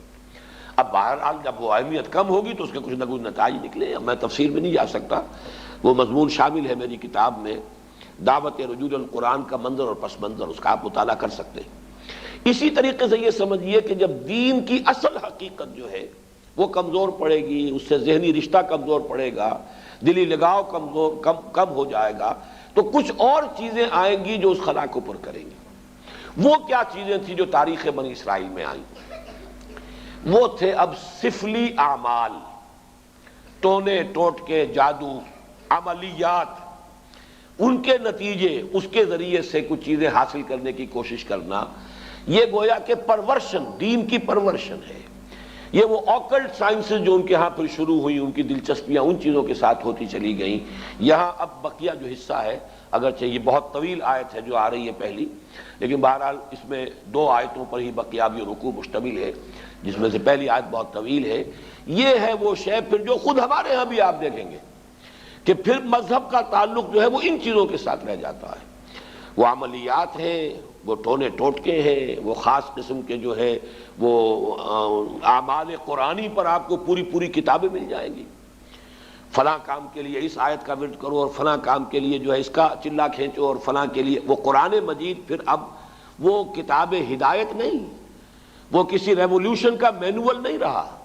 وہ قرآن مجید جو ہے وہ انسانی زندگی کے پیچیدہ مسائل کے حل کے لیے ادھر رجوع نہیں ہو رہا ہے، بلکہ وہ یہ کہ یہ جو آپ کی ضروریات ہیں یا کوئی اپنے مشکلات ہیں ان کے حل کے لیے اب اس کو ایک ذریعہ بنا کر وہ عملیات، اس کے حوالے سے قرآن مجید جو ہے وہ گویا کہ مسلمانوں کی دلچسپی کا موضوع بنا۔ تو گویا کہ جیسا کہ میں نے عرض کیا تھا کہ یہ ساری چیزیں وہ بتائی جا رہی ہیں کہ جو وہاں ہوئی ہمارے ہاں بھی ہوئی ہیں، جیسے کہ حضور نے فرمایا تھا صلی اللہ علیہ وسلم، لَتَتَّبِعُنَّ سُنَنَ مَنْ كَانَ قَبْلَكُمْ، تم لازماً ان لوگوں کی پیروی کرو گے کہ جو تم سے پہلے تھے، یہاں تک کہ اگر وہ گوہ کے بل میں گھسے تھے تو تم بھی گھسو گے۔ اور اس سے بھی آگے بڑھ کر آپ نے بات کہی، میں اسے نہیں دہرا رہا ہوں، دوبارہ بار میں بیان کر چکا ہوں۔ لوگوں نے پوچھا حضور کن کے بارے میں فرما رہے ہیں؟ کیا یہ الیہود والنصارى؟ آپ نے فرمایا فمن، وہ نہیں تو اور کون؟ جو گمراہیاں ان کے آئیں تمہارے ہاں بھی آئیں گی، جو ان کو مغالطے ہوئے تمہارے ہاں بھی ہوں گے، جو من گھڑت عقائد انہوں نے ایجاد کر لیے تھے تم بھی ایجاد کرو گے۔ اور دوسری حدیث وہ ہے کہ جو حالات ان پر وارد ہوئے وہ تم پر بھی وارد ہوں، جیسے عذاب کے کوڑے ان پر پڑے تم پر بھی پڑیں گے، جیسے اللہ تعالیٰ کی طرف سے سرزنش ان کو ہوئی ہے مختلف مراحل پر ان کی تاریخ کے دوران تمہیں بھی ہوگی۔ وہ تو پھر ایک مستقل موضوع ہے جس پر کہ یہ 2 سابقہ اور موجودہ امتوں کا ماضی، حال اور مستقبل نامی جو میری اس وقت موجود کتاب ہے اس میں اس کی تفصیل موجود ہے۔ بہرحال اب آئیے اس کا مطالعہ کیجیے۔ وَاتَّبَعُوا مَا تَتْلُو الشَّيَاطِينُ عَلَىٰ مُلْكِ سُلَيْمَانَ۔ اب دیکھیے وَاتَّبَعُوا، جب انہوں نے کتاب کو چھوڑا، دی تو گئی تھی کتاب اور کہا گیا تھا اسے مضبوطی سے تھامو. یہ میثاق جب لیا گیا ان سے، خذوا ما آتیناکم بقوۃ، یہ کتاب ہم نے تمہیں دی ہے، اسے مضبوطی کے ساتھ پکڑے رکھو. جب کتاب کو چھوڑا تو جو خلا پیدا ہوا، واتبعوا ما تتلو الشیاطین علی ملک سلیمان، پیروی کی انہوں نے، اتباع کیا انہوں نے اس شے کا کہ جس کی پیروی کر رہے تھے، جس کے پیچھے پڑے ہوئے تھے، جس کا اتباع کر رہے تھے شیاطین. اور شیاطین سے مراد یہاں جنات ہیں، سرکش جنات. علی ملک سلیمان، علی ملک سلیمان سے مراد ہے علی عہد ملک سلیمان، سلیمان کی حکومت کے دوران، اس دور میں شیاطین جن چیزوں کے ساتھ دلچسپی رکھتے تھے، جو ان کے معمولات تھے، انہوں نے اس کا اتباع کیا، اس کی پیروی کی. اب اس کو نوٹ کر لیجئے کہ چونکہ حضرت سلیمان علیہ السلام کے بارے میں ہمیں معلوم ہے کہ جنات پر اللہ تعالیٰ نے انہیں تسلط عطا کیا تھا. ان کی حکومت اس اعتبار سے تاریخ انسانی میں اس کی کوئی دوسری نظیر نہیں ہے. ایک مقام پر قرآن مجید میں ان کی دعا بھی یہ نقل ہوئی ہے کہ اللہ مجھے وہ حکومت عطا فرما جو کسی اور کو تو عطا نہ کرے. اللہ تعالیٰ نے ان کی دعا قبول کی ہے. تو جہاں تک تو ملکی تعلق ہے، دنیا کی عام سلطنت کے اعتبار سے ان کی سلطنت کوئی بہت بڑی سلطنت نہیں تھی. ان کی سلطنت کی حدود یہی تھے، دریائے نیل سے لے کر دریائے فرات تک. اور اسی کو یہ لوگ اسی لیے کہتے ہیں کہ ہماری میراث ہے یہ گریٹر اسرائیل جو ہے، وہ نائل ٹو یوفریٹ، یہ ہے ہمارا، یہ علاقہ ہے، یہ ہماری میراث ہے، یہ یہاں پر گریٹر اسرائیل قائم کر کے رہیں گے. تو حضرت سلیمان علیہ السلام کی حدود مملکت تو کوئی ایسی لمبی چوڑی نہیں. دنیا میں اس سے بڑی بڑی سلطنتیں رہی ہیں، رومن امپائر اس سے کہیں بڑی رہی ہے. خود مسلمانوں کی سلطنت جو ہے وہ اس کا 20 گنا سلطنت جو ہے وہ تو حضرت عثمان کے زمانے میں ہو گئی تھی رضی اللہ تعالیٰ عنہ. اسی طریقے سے یہ سلطنت عثمانیہ جو آٹومان امپائر وہ کہیں بڑی تھی. لیکن یہ کہ اس کی جو نظیر جو نہیں ہے کسی اعتبار سے، جو کنٹرول انہیں ہوا پر دیا گیا، یعنی عناصر فطرت کے اوپر بھی جو کنٹرول دیا گیا، اسی طریقے سے جنات پر جو کنٹرول دیا گیا، اسی طریقے سے حیوانات پر، پرندوں پر، ان کو بھی استعمال کرنا، ان کی بولیاں جو ہیں ان کو بھی سمجھنا، یہ چیزیں ہیں در حقیقت ڈائمنشنز جو ہیں ان کے، جو اللہ تعالیٰ نے اقتدار انہیں عطا کیا تھا، اس کے ڈائمنشنز اتنے ہیں، ملٹی ڈائمنشنل، کہ اس کی کوئی دوسری نظیر نہیں ہے تاریخ انسانی کے اندر موجود. بہرحال اسی میں چونکہ یہ جنات بھی تھے، اس وقت گویا کہ انسانوں کا اختلاط ان جنات کے ساتھ رہا ہے. اور ان جنات کے اندر جہاں سرکش تھے، ویسے تو یہ کہ وہ سرکش بھی اس وقت تو ان کے تابع تھے، قرآن مجید میں موجود ہے، مقررین بالاسفاد، وہ زنجیروں کے اندر جکڑے ہوئے ہوتے تھے جبکہ کام ان سے لیا جا رہا تھا. وہ تو اللہ تعالیٰ نے خصوصی ایک معجزانہ غلبہ ہے جو حضرت سلیمان علیہ السلام کو پر عطا کیا تھا. لیکن ان کا جو اختلاط رہا انسانوں کے ساتھ، اس میں ان شیاطین جن نے یہ عملیات اور سفلیات اور یہ دھندے جو ہے، یہ ان کے ہاں گویا کہ چھوت لگ گئی ان چیزوں کی بنی اسرائیل کو اسی زمانے میں. وَاتَّبَعُوا مَا تَتْلُو الشَّيَاطِينُ، یہ لفظ تتلو کو بھی سمجھ لیجئے، یہ تلاوت کا لفظ بھی اسی سے ہے، تلا یتلو تلاوتن، اس کے معنی پڑھنا، اور تلا یتلو تلون اس کے معنی ہے پیروی کرنا. جیسے کہ آتا ہے چاند جو ہے وہ گویا کہ پیچھے پیچھے آتا ہے سورج کے، والشمس وضحاها والقمر اذا تلاها، تلاها سورج کے پیچھے آ رہا ہے. تو اتباع کرنا، پیچھے پیچھے چلنا. اور جب ہم تلاوت کرتے ہیں تو گویا کہ دونوں معنی موجود ہوتے ہیں، اس لیے کہ تلاوت میں آپ پڑھ رہے ہیں، وہ تو تلا یتلو تلاوتن ہو گیا، اور تلاوت میں آپ ٹیکسٹ کو فالو کر رہے ہوتے ہیں. بلکہ بعض لوگ جو ہیں تو آپ نے دیکھا ہوگا ان کی انگلی بھی ساتھ ساتھ چل رہی ہوتی ہے، تو گویا کہ وہ ساتھ ساتھ ٹیکسٹ کو فالو کر رہے ہیں. تو یہ دونوں جو مفہوم اس میں شامل ہیں. وَاتَّبَعُوا مَا تَتْلُو الشَّيَاطِينُ عَلَىٰ مُلْكِ سُلَيْمَانَ، حضرت سلیمان علیہ السلام کے عہد حکومت میں شیاطین جن چیزوں کے اندر مصروف اور مشغول رہتے تھے، جو ان کے مشغلے تھے، جو ان کی دلچسپیاں تھیں، جس کی وہ پیروی کرتے تھے، اسی کی پیروی کی یہودیوں نے بھی، اور انہی سفلی اعمال کا جو ہے ان کے ہاں چرچا ہو گیا، چلن ہو گیا. وَمَا كَفَرَ سُلَيْمَانُ وَلَٰكِنَّ الشَّيَاطِينَ كَفَرُوا، یہاں پر یہ آگے بات بڑھانے سے پہلے اللہ تعالیٰ نے ایک وضاحت فرما دی ہے. اور سلیمان نے ہرگز شرک نہیں کیا، کفر نہیں کیا، بلکہ در حقیقت وہ کفر کرنے والے شیاطین تھے. وما کفر سلیمان ولکن الشیاطین کفروا، اور شیاطین تھے جنہوں نے کفر کیا۔ یعنی اگر اس کی نسبت سلیمان کی طرف کی جا رہی ہے تو غلط ہے۔ آپ کے علم میں ہوگا کہ ہمارے ہاں آج تک بھی یہ جو اعمال وغیرہ ہوتے ہیں نقش سلیمانی کے نام سے خاص تعویذ ہوتے ہیں، یہ وہی روایت چلی آ رہی ہے، حضرت سلیمان علیہ السلام کی طرف منسوب کیا انہوں نے، اور یہودیوں نے خاص طور پر بڑا ان کے اوپر الزام لگائے ہیں حضرت سلیمان علیہ السلام پر، اور ان کو جادوگر قرار دیا ہے۔ چنانچہ میں یہاں پہ آپ کو مولانا عبد الماجد دریابادی نے جو حوالے دیے ہیں سلاطین، جو ایک یعنی جو چیپٹر ہے تورات کا، اس میں حضرت سلیمان کے بارے میں یہ الفاظ موجود ہیں، اور جب سلیمان بوڑھا ہوا تو اس کی جوروؤں نے اس کے دل کو غیر معبودوں کی طرف مائل کر دیا، اور اس کا دل اپنے خدا کی طرف سے کامل نہ تھا۔ یہ بات حضرت سلیمان کے بارے میں تورات کہہ رہی ہے، معاذ اللہ۔ قرآن مجید میں آپ دیکھیں گے اکثر و بیشتر ایسے جب جملے آ جاتے ہیں کہ جیسے کہ ایک بات چلتے چلتے اچانک ایک بات اللہ تعالیٰ فرما دیتے ہیں، اور اس وقت وہ آدمی کو اگر معلوم نہ ہو تو حیران بھی ہوتا ہے کہ اس بات کے کہنے کی یہاں چندہ ضرورت نہیں تھی۔ جیسے سورہ قاف میں ہے، ہم نے آسمان اور زمین اور جو کچھ ان کے مابین ہے 6 دنوں میں پیدا کیا، وما مسنا من لغوب، اور ہمیں کوئی تکان نہیں طاری ہوئی، ہم پر کوئی تکان طاری نہیں ہوئی۔ مسلمان اس کو پڑھتے ہوئے حیران ہو جائے گا کہ کون شخص ہوگا جو یہ گمان کر سکتا ہے کہ اللہ کو تکان بھی لاحق ہو سکتی ہے۔ تو ایسی بات کی تردید کی ضرورت کیا ہے؟ یہ بات کھلتی کب ہے؟ جب آپ تورات پڑھیں، وہاں لکھا ہوا ہے کہ اللہ تعالیٰ نے آسمان اور زمین 6 دن میں پیدا کیے اور 7ویں دن آرام کیا۔ اب یہ جو آرام کا تصور ہے، یہی ہے در حقیقت ویکینڈ جو چلا آ رہا ہے ان کے ہاں، کہ 6 دن کام کرو 1 دن آرام کرو۔ یہ تصور پوری مغربی تہذیب کا ویکینڈ کا تصور یہ ہے کہ اللہ نے بھی آسمان اور زمین 6 دن میں پیدا کیے اور پھر 7ویں دن جو ہے اس نے آرام کیا، گویا کہ تکان لائق ہوئی۔ وہاں پر اب وہ چلتے چلتے وَلَقَدْ خَلَقْنَا السَّمَاوَاتِ وَالْأَرْضَ وَمَا بَيْنَهُمَا فِي 6 أَيَّامٍ وَمَا مَسَّنَا مِن لُغُوبٍ، ہمیں کوئی تکان طاری نہیں ہوئی۔ اسی طرح کا معاملہ یہاں ہے کہ چونکہ تورات کے مرتبین نے یہ سب کچھ کیا ہے، حضرت سلیمان علیہ السلام کے بارے میں تو میں آپ کو ایک اور جملہ سناتا ہوں، کیونکہ امام طبری نے اپنی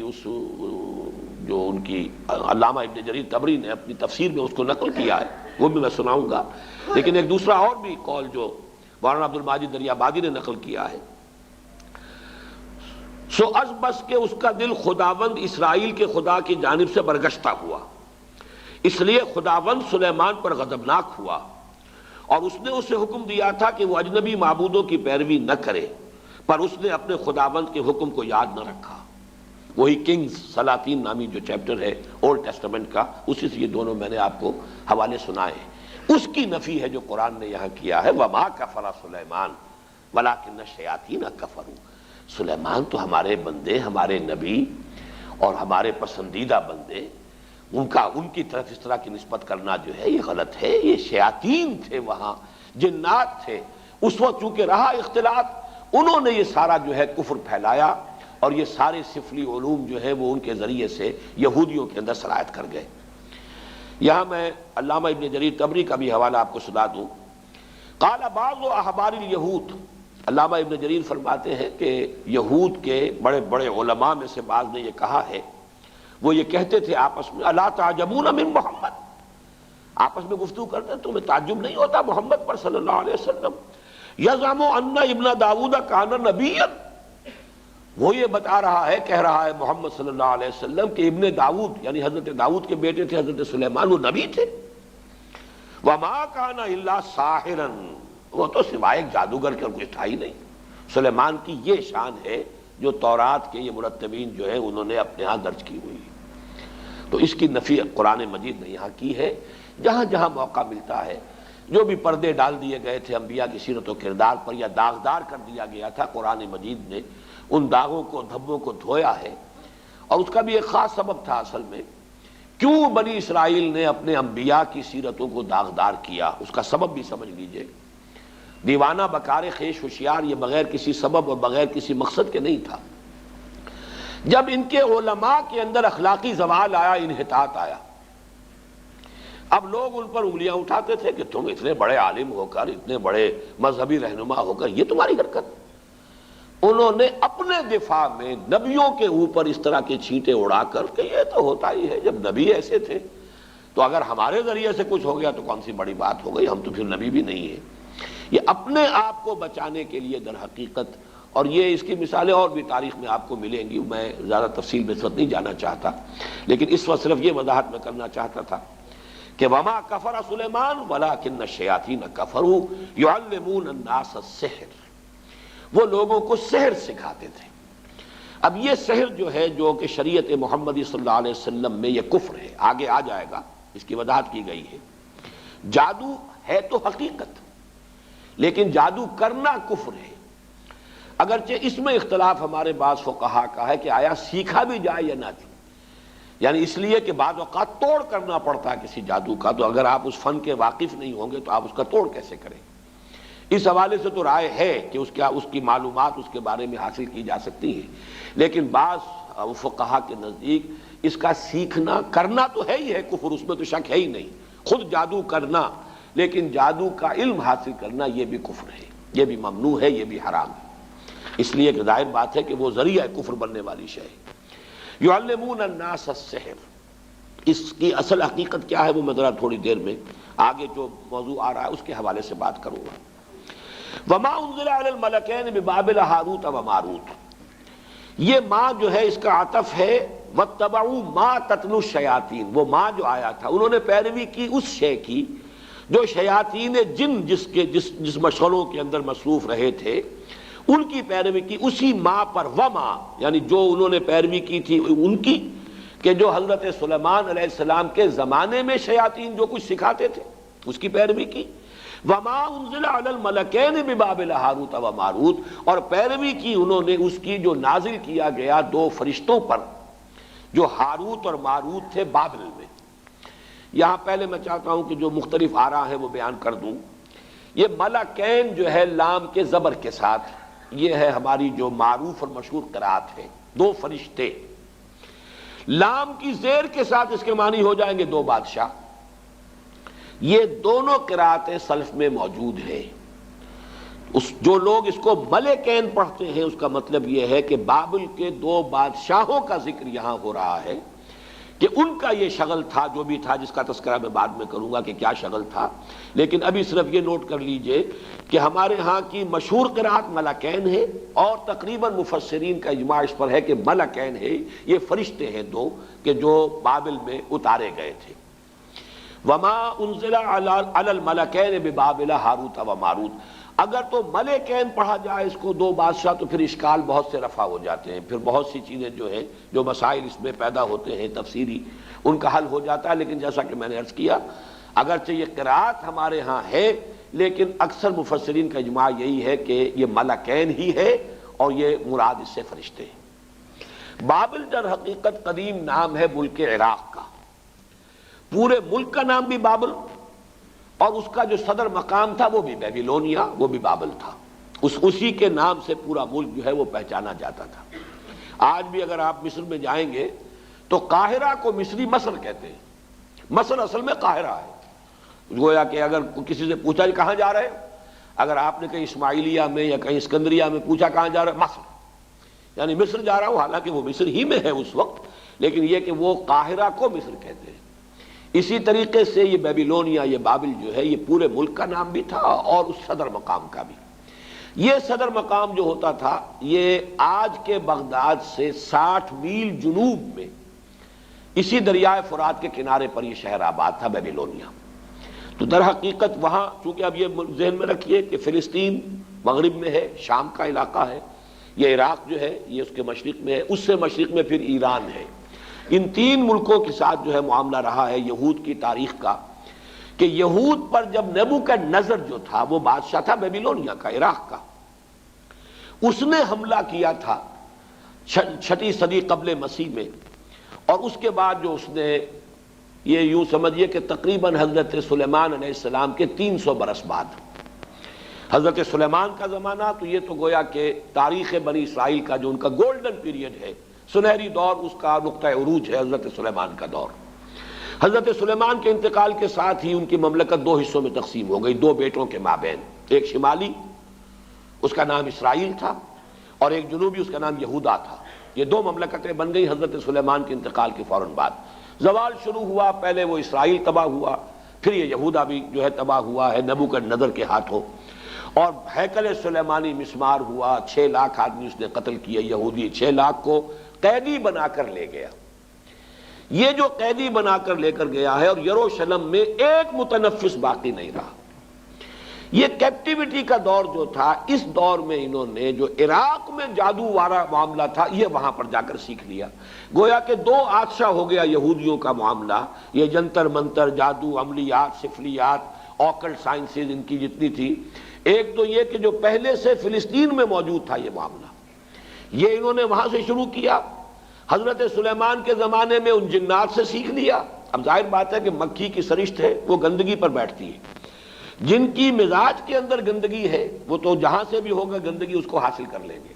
حضرت سلیمان کے زمانے میں وہ شیاطین جن سے حاصل کیا۔ اب کیپٹیوٹی کے دور میں انہوں نے مزید جو ہے عراق میں بھی جو بہت بڑا گڑھ تھا اس قسم کی چیزوں کا، وہاں سے بھی انہوں نے سیکھا۔ تو گویا کہ یہ تمام چیزیں ان کے اندر رچ بس گئیں، ان کی شخصیتوں کے اندر، ان کے مزاج میں، جسے ہم محاورے میں کہتے ہیں گھٹی میں پڑ گئی۔ وَمَا أُنزِلَ عَلَى الْمَلَكَيْنِ بِبَابِلَ هَارُوتَ وَمَارُوتَ، اور انہوں نے پیروی کی اس کی جو نازل کیا گیا 2 فرشتوں پر جو بابل میں تھے، ہاروت اور ماروت۔ اب یہ کہ وہ کیا نازل کیا گیا، اس مسئلے کو سمجھ لیجئے۔ ایک رائے تو یہ ہے ہمارے ہاں، ایک تو خیر قصہ بیان ہوتا ہے، وہ قصہ تو ہمارے اکثر مفسرین نے، وہ یہود کی خرافات میں سے ہے، اس کو سب نے رد کیا ہے، لہذا میں اس کا تذکرہ بھی نہیں کرنا چاہتا۔ عام طور پر جو بات کہی جاتی ہے وہ یہ ہے کہ اللہ تعالیٰ کی چونکہ ایک سنت ہے کہ کسی قوم پر عذاب سے پہلے پھر آخری امتحان، کوئی آخری ٹیسٹ، آخری فتنہ،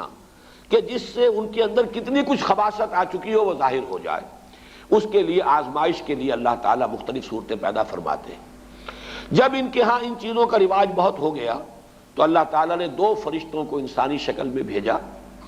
اور وہ فرشتے جو ہیں وہ ان کو کچھ وہ جادو وغیرہ کی تعلیم دیتے تھے، لیکن کہہ دیتے تھے دیکھو یہ کفر ہے، ہم فتنہ ہیں، مت سیکھو۔ لیکن یہ کہ اگر سیکھنا چاہتے ہو تو ٹھیک ہے، اگر تمہاری طلب یہی ہے، تاکہ معلوم ہو جائے کہ ان کی طلب کس شے کی ہے، ان کی اپنی فطرت کس درجے مسخ ہو چکی ہے، اتمام حجت کے لیے کہ بات واضح ہو جائے۔ جیسے کہ قرآن مجید میں آتا ہے مختلف مواقع پر کہ اللہ تعالیٰ ان کی رسی دراز کر رہا ہے، کیوں کر رہا ہے؟ تاکہ جو ان کا خبث باطن ہے پورے طور پر ظاہر ہو جائے، تاکہ پھر یہ پوری طرح سزا کے مستوجب ہو جائیں، مستحق ہو جائیں، جو سزا ملے وہ واقعتاً ثابت ہو کہ یہ ان کی خباثت اسی درجے کی تھی کہ اتنی سزا انہیں ملنی چاہیے تھی۔ اس معنی میں گویا کہ آزمائش کے طور پر، چنانچہ یہاں کے الفاظ پڑھ لیجئے، وَمَا يُعَلِّمَانِ مِنْ أَحَدٍ، اور وہ نہیں سکھاتے تھے کسی کو کچھ بھی، حَتَّى يَقُولَا، یہاں تک کہ وارن کر دیتے تھے، إِنَّمَا نَحْنُ فِتْنَةٌ فَلَا تَكْفُرْ، ہم فتنہ ہے، آزمائش ہے، تو تم کفر مت کرو، کفر مت سیکھو، کفر سے دلچسپی نہ رکھو۔ لیکن ان کا حال کیا تھا؟ فَيَتَعَلَّمُونَ مِنْهُمَا، وہ سیکھتے تھے وہ لوگ ان دونوں سے، ان فرشتوں سے، مَا يُفَرِّقُونَ بِهِ بَيْنَ الْمَرْءِ وَزَوْجِهِ، جس سے تفریق کر سکیں وہ کسی شخص اور اس کی بیوی کے مابین۔ اب سفلیات کا علم جو ہے وہ تو آپ کو معلوم ہے آج بھی جادو ٹونے ٹوٹ کے انہی چیزوں میں چلتے ہیں۔ کسی کے گھر کو اجاڑنا ہے، کسی کے ہاں اولاد نہیں ہو رہی ہے تو وہ دوسرے کے ہاں کی اولاد جو ہے وہ بھی اس کو کھل رہی ہے، اس عورت کو، اس کی اولاد مر جائے اور مجھے اولاد جو ہے وہ مجھے ہو جائے۔ یہ سارے ٹونے ٹوٹ کے جو عورتوں کے چل رہے ہوتے ہیں وہ اکثر و بیشتر انہی چیزوں کے اندر ہے۔ قرآن مجید نے بھی وہی جو سب سے زیادہ دکھتی ہوئی رکھ تھی اسی کو پکڑا ہے، فَيَتَعَلَّمُونَ مِنْهُمَا مَا يُفَرِّقُونَ بِهِ بَيْنَ الْمَرْءِ وَزَوْجِهِ، بجائے اس کے کہ گھروں کو آباد رکھیں، گھر ہنستا بستا ہے، شوہر اور بیوی کے مابین موافقت ہے، یگانگت ہے، گھر آباد ہے، تو بجائے اس کے کہ وہ اس کو دیکھ کر جو ہے خوش ہو، اس کے اندر کوئی فساد پیدا کرنا، کوئی اختلاف پیدا کرنا، ان کے درمیان کوئی دنگا اور لڑائی کی شکل پیدا کرنا، تفرقہ پیدا کر دینا۔ یہ بھی ہو سکتا ہے کہ کوئی شخص جو ہے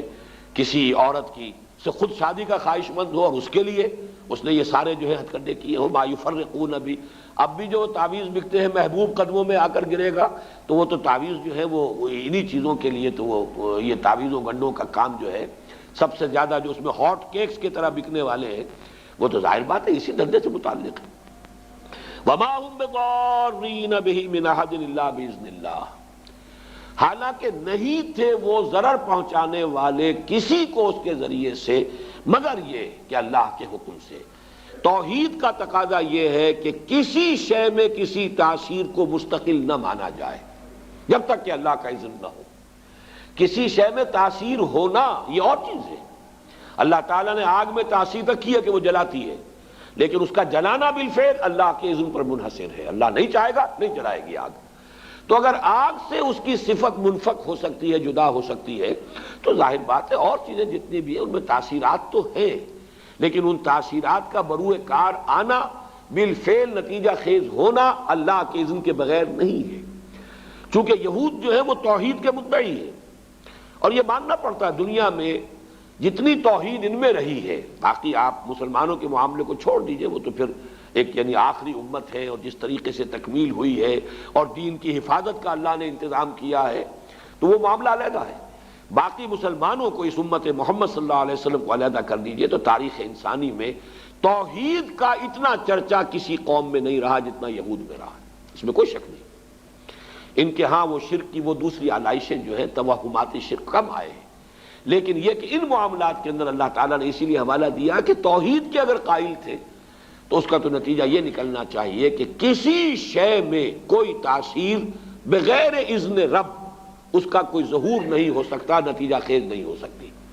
لہذا ان معاملات کے اندر دلچسپی لینا در حقیقت توحید کے منافی ہے۔ وَيَتَعَلَّمُونَ مَا يَضُرُّهُمْ وَلَا يَنفَعُهُمْ، اور وہ سیکھتے تھے وہ چیزیں جو انہیں نقصان پہنچاتی تھی، فائدہ نہیں پہنچاتی تھی۔ وَلَقَدْ عَلِمُوا لَمَنِ اشْتَرَاهُ مَا لَهُ فِي الْآخِرَةِ مِنْ خَلَاقٍ، حالانکہ وہ خوب جانتے تھے کہ جو کوئی بھی ان چیزوں کو اختیار کرے گا، خریدے گا، ان سے دلچسپی رکھے گا، اس کا آخرت میں کوئی حصہ نہیں۔ یعنی شریعت موسوی میں ان چیزوں کو حرام کر دیا گیا تھا اسی طریقے سے جس طریقے سے کہ شریعت محمدی میں جادو حرام ہے۔ میں اس کا بھی حوالہ آپ کو سنا دوں گا۔ وَلَبِئْسَ مَا شَرَوْا بِهِ أَنفُسَهُمْ لَوْ كَانُوا يَعْلَمُونَ، اور بہت بری شے تھی وہ جس کے عوض کے انہوں نے اپنے آپ کو فروخت کر دیا۔ یعنی دنیاوی مفادات، دنیاوی لذتیں، جو بھی دنیا کی گھٹیا آرزویں، خواہشات ہیں، ان کے عوض اپنے مستقبل کو، اپنی آخرت کو، اپنی ابدی زندگی کو برباد کیا۔ وَلَبِئْسَ مَا شَرَوْا بِهِ أَنفُسَهُمْ، گویا کہ اپنے آپ کو بیچ ڈالا، اپنے آپ کو جہنم کا ایندھن بنا دیا ان چیزوں کے لیے، ان کی طلب میں، ان کے حصول کے لیے۔ لَوْ كَانُوا يَعْلَمُونَ، کاش کہ یہ جانتے ہوتے، انہیں علم حقیقی حاصل ہوتا۔ وَلَوْ أَنَّهُمْ آمَنُوا وَاتَّقَوْا لَمَثُوبَةٌ مِّنْ عِندِ اللَّهِ خَيْرٌ، اور اگر اس کے برعکس وہ ایمان اور تقویٰ کی روش اختیار کیے رہتے۔ اب یہ گویا کہ مجھ سے اور آپ سے بھی کہا جا رہا ہے، اور امت مسلمہ سے کہا جا رہا ہے کہ بجائے ان چیزوں میں دلچسپی رکھنے کے، اگر ایمان، تقویٰ، جہاد، احسان، جو اللہ نے دین کے لیے جو یہ مقامات جو ہیں، مقامات بلند جو تمہارے لیے جن کا راستہ کھول دیا ہے، ان کی طرف توجہ رکھو، ان گھٹیا چیزوں کی طرف کوئی میلان نہ ہو، کوئی توجہ نہ ہو۔ وَلَوْ أَنَّهُمْ آمَنُوا وَاتَّقَوْا لَمَثُوبَةٌ مِّنْ عِندِ اللَّهِ خَيْرٌ، تو جو بدلہ اور ثواب اور اجر اللہ کی طرف سے ملتا کتنا بہتر ہوتا۔ لَوْ كَانُوا يَعْلَمُونَ، کاش کہ انہیں معلوم ہوتا۔ میں نے وہ جو عام اس کی جو ایک تفسیر ہے اس کے حوالے سے تو یہ بات پوری کر دی۔ اس موضوع پر یہ کہ کیا چیز تھی جو نازل کی گئی تھی فرشتوں پر، ہاروت اور ماروت پر، اگر انہیں فرشتے ہی مانا جائے جیسا کہ اکثر مفسرین کا اجماع ہے۔ اس موضوع پر میں سمجھتا ہوں کہ مولانا امین احسن اصلاحی صاحب نے جو رائے ظاہر کی ہے وہ بہت مضبوط ہے، قوی ہے،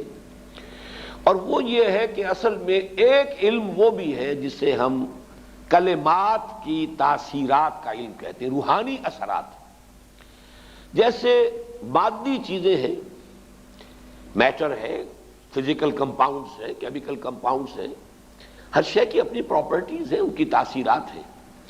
ایسی کلمات کے بھی کچھ خواص ہیں، جیسے آپ کو معلوم ہے ساؤنڈ ہے، آواز ہے، اس کی اپنی ایک تاثیر ہے۔ ایک آواز ہے کہ جس سے طبیعت کے اندر انشراح پیدا ہو جاتا ہے، خوشی ہوتی ہے۔ آخر یہ موسیقی میں کیا ہوتا ہے؟ وہی آواز ہے، کسی اور آہنگ میں آئی ہے، دل افسردہ ہو جاتا ہے، غم کی کیفیت طاری ہو جاتی ہے آواز۔ آواز ہی کی تاثیر وہ بھی ہے، آواز ہی کی تاثیر یہ بھی ہے۔ اسی طریقے سے کلمات، ان کی کچھ تاثیرات ہیں، ایک تو معنی ہے، اس لفظ کے یہ معنی ہے، اس لفظ کے یہ معنی ہے، اس لفظ کے یہ معنی ہے، اس لیے کہ ہم نے ان الفاظ کو وضع کیا ہے کچھ چیزوں کا مسمى بنا کر. یہ گھڑی ہے، یہ اینک ہے، لیکن یہ کہ ان کلمات کی کوئی روحانی تاثیرات بھی ہیں بالفعل، ان کا انکار نہیں کیا جا سکتا. ان تاثیرات کا استعمال ہے کہ جو ان اعمال کے اندر ہوتا ہے، ان تاثیرات کو، ان کی جو ظاہر بات ہے کہ اسی کو غلط استعمال جادو کی شکل میں ہوتا ہے. انہی کلمات کا استعمال ہے، ان کے اندر تاثیرات ہیں، ان کا ایک استعمال جادو کے لیے ہو رہا ہے. لیکن ایک زمانے میں ضرورت پیش آتی ہے مختلف دور میں، جیسا کہ ہندوستان میں بھی ہمیں معلوم ہے کہ ایک حد تک یہ علم بھی دیا گیا یا لوگوں نے حاصل کیا دشمنوں کا اور مخالفوں کا توڑ کرنے کے لیے. ہندوستان میں جوگی، سنیاسی، انہوں نے جو بھی نفسیاتی ایکسرسائزز کی ہوئی تھی، جس طرح کی جو بھی چلہ کشی کی ہوئی تھی، اس سے جو بھی لوگوں کے اوپر اپنی روحانیت کا ایک جو ہے وہ فسوطاری کیا ہوا تھا، روب ڈالا ہوا تھا. اب ظاہر بات ہے کہ اس روب کو توڑے بغیر یہاں ہمارے صوفیہ اسلام کی تبلیغ نہیں کر سکتے تھے. لہذا انہوں نے ان چیزوں کا علم حاصل کیا ایک درجے میں، اور ان کو حاصل کر کے اور پھر ان کا جو ہے مقابلہ کر کے انہیں اس میدان میں بھی شکست دی. اور اس کے بعد یہ ہے کہ ان کے لیے راستے کھل گئے کہ پھر انہوں نے دین کو سمجھا اور دین کی طرف آئے، اور جو اصل دین ہے اس کی تعلیم بھی ان تک پہنچ گئی. اسی طریقے سے آپ کو معلوم ہے ہندوستان میں یہ قوالی کا رواج کیوں ہوا. ہندو مزاج کے اندر یہ موسیقی جو ہے وہ ان کے مذہب کے ساتھ گندھی ہوئی ہے، رچی بسی ہوئی ان کے مزاج کے اندر. اس کے حوالے سے وہ ان کی پوری عبادات بھی جو ہے وہ بھجن ہے یا جو اور جس طریقے سے ہے، وہ ان کے ہاں اس درجے ان کی طبیعت ثانیہ بن چکے تھے کہ اس ذریعے سے ان تک بات پہنچانے کے لیے کچھ لوگوں نے اس راستے کو بھی اختیار کیا. اگرچہ وہ شروع میں جو یہ قوالی ہوتی تھی اس میں یہ مزامیر نہیں ہوتے تھے، انسٹرومنٹل میوزک نہیں تھا، وہ صرف یہ کہ ظاہر بات ہے کہ وہ میوزک جو اللہ تعالیٰ نے انسان کی اپنی آواز میں رکھ دیا ہے، جس کے لیے فرمایا گیا کہ قرآن مجید کو مزین کرو، زین القرآن باصواتکم، قرآن مجید کو اچھی سے اچھی آواز میں خوش الحانی کے ساتھ پڑھو تاکہ قرآن مزین ہو جائے. قرآن کے اندر جو اس کے صوتی آہنگ ہے اس کی اپنی تاثیر ہے. ایک اچھا قاری قرآن پڑھ رہا ہو، اس کے اثرات چاہے سمجھا نہ ہو آپ نے، سمجھنا اپنی جگہ پر ایک اور سورس ہے علم کا، اور وہ ضروری ہے. قرآن اسی لیے نازل کیا گیا ہے لیدبروا آیاتہ، تاکہ اس کی آیات پر غور کیا جائے. یہ جو ہے اس کی ترجیحات کے اندر تو رہے گا، لیکن یہ کہ اس کی قرات کے اندر اپنی ایک تاثیر ہے، اس کا انکار کرنا درست نہیں ہے. اگر اس کی کوئی تاثیر نہ ہوتی تو اتنی تاکید نہ ہوتی. من لم یتغن بالقرآن فلیس منا، جو قرآن مجید کو اچھی آواز سے، حسن صوت سے نہیں پڑھتا وہ ہم میں سے نہیں ہے. اس درجے تاکید. بلکہ جیسا کہ حضرت ابو موسیٰ اشعری رضی اللہ تعالیٰ عنہ کی تحسین فرمائی حضور نے کہ ایک رات آپ مدینے میں گلیوں میں جب آپ کچھ گشت فرما رہے تھے تو حضرت ابو موسیٰ اشعری رضی اللہ تعالیٰ عنہ وہ تہجد کی نماز میں قرآن پڑھ رہے تھے، اور اس اللہ تعالیٰ نے انہیں ایسی آواز دی تھی کافی دیر تک حضور وہاں کھڑے سنتے رہے. ظاہر بات ہے مکان تو ایسے تو نہیں تھے ہمارے، وہ تو ایک کسی کا کمرہ، ایک کوئی کوٹھڑی ہوتی تھی، حجرات تھے، اس کے اندر جو بھی وہ پڑھ رہے تو باہر گلی میں سنائی دے رہا ہے. صبح فجر میں جب ملاقات ہوئی ہے تو پھر حضور نے حضرت ابو موسیٰ سے پھر یہ فرمایا، یا ابا موسیٰ انک قد اوتیت مزمارا من مزامیر آل داؤد. اے ابو موسیٰ، آپ کو تو تمہیں تو اللہ تعالیٰ نے آل داؤد کے سازوں میں سے ایک ساز عطا کیا ہے. یہ ساز جو ہے گلے میں تمہارے یہ ساز ہے، تو یہ جو فطری ساز تھا اصل میں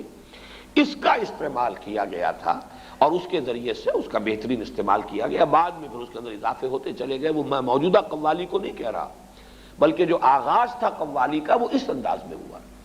اسی طریقے سے گویا کہ کچھ کلمات کی تاثیر اور اس کے جو خواص ہیں ان کا کوئی علم تھا جو ایک زمانے میں ان کو دیا گیا ہے. ورنہ جادو کے بارے میں تو جیسا کہ میں نے عرض کیا، یہ کتاب استثناء جو ہے، یعنی فلسطین میں صحرائے سینا میں جبکہ ابھی تھے بنی اسرائیل، حضرت موسیٰ علیہ السلام ساتھ تھے، اس وقت انہیں جو ہدایات کی گئی تھی ان میں سے یہ ہے، جب تو اس ملک میں جو خداوند تیرا خدا تجھ کو دیتا ہے پہنچ جائے تو وہاں کی قوموں کی طرح مکروہ کام کرنے نہ سیکھنا. تجھ میں ہرگز کوئی ایسا نہ ہو جو اپنے بیٹے یا بیٹی کو آگ میں چلوائے. اب دیکھیے یہ عمل آج بھی روافظ کے ہاں، یہ آگ پر چلنے کا جو رواج ہے بعض جو ہے اس طرح کے کرتب دکھائے جاتے ہیں، اور ظاہر بات ہے جو حالات جو ہیں اس سے آپ متاثر ہوتے ہیں، آنکھ کے اوپر انگاروں کے اوپر چل رہے ہیں۔ یہ اعمال کہاں سے چلے آ رہے ہیں؟ یہ حضرت موسیٰ علیہ السلام کو حضرت مسیح سے 1400 برس قبل یہ بتایا جا رہا ہے، تجھ میں ہرگز کوئی ایسا نہ ہو جو اپنے بیٹے یا بیٹی کو آگ میں چلوائے، یا فال گیری یا شگون نکالنے والا یا افسوگر یا جادوگر یا منتری یا جنات کا آشنا یا رمال یا ساحر ہو، کیونکہ وہ سب جو ایسے کام کرتے ہیں خدا کے نزدیک مکروہ ہیں، اور انہی مکروہات کے سبب سے خداوند تیرا خدا تیرے سامنے سے ان کو نکالنے پر ہے۔ یعنی یہ جو اصل میں فلسطین میں جو قوم آباد تھی، فلسطین حضرت یوشع ابن نون، جوشع جو جانشین تھے حضرت موسیٰ علیہ السلام کے، ان کے ہاتھوں جب فتح ہوا ہے تو فلسطین میں جو قومیں اس وقت آباد تھیں ان میں یہ اعمال موجود تھے، لیکن ہوا یہی کہ انہوں نے جا کر وہاں پہ وہ اعمال ان سے سیکھے۔ پھر جب ان کا وہ دور آیا ہے کہ جب حضرت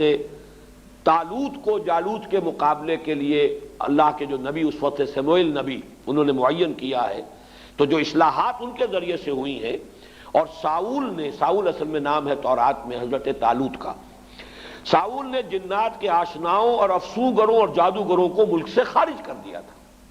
پرج ہوئی ہے جو ان کا جو گولڈن پیریڈ شروع ہوا، حضرت طالوت، حضرت داؤد، حضرت سلیمان، یہ 100 برس ہیں ان کے گولڈن پیریڈ کے، تو یہ پرج کر دی گئی تھی۔ لیکن پھر حضرت سلیمان علیہ السلام کے زمانے میں وہ جنات کے ساتھ جو ان کا خلا ملا ہوا، پھر وہ شیطانی اعمال، سفلی اعمال، وہ جادو، وہ ٹونے ٹوٹکے آ گئے،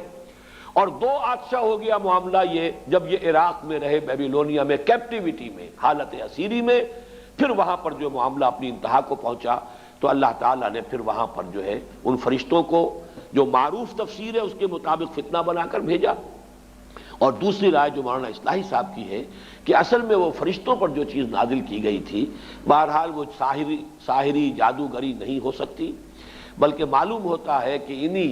کلمات کے خواص کا علم تھا جو ایک زمانے میں ان کو اس لیے تلقین کیا گیا کہ اس کے ذریعے سے وہ دشمنوں کا توڑ کر سکیں، دشمنوں کا مقابلہ کر سکیں، اس کو صحیح مقصد کے لیے استعمال کر سکیں۔ لیکن جب ان کی ذہنیت مسخ ہوئی، انہوں نے اسی کو برے مقاصد کے لیے، غلط مقاصد کے لیے، جیسے 2 دھاری تلوار ہے، آپ اسے کسی اچھے مقصد کے لیے بھی استعمال کر سکتے ہیں، لیکن جب آپ کی اپنی ذہنیت مسخ ہو جائے گی تو اسی کو آپ کسی غلط کام کے لیے استعمال کریں گے، تو پھر وہ ہوتے ہوتے وہ جادوگری اور وہ یہ سفلی اعمال اور آکلٹ سائنسز، ان سب کا معاملہ جو ہے ان کے ہاں رواج پا گیا۔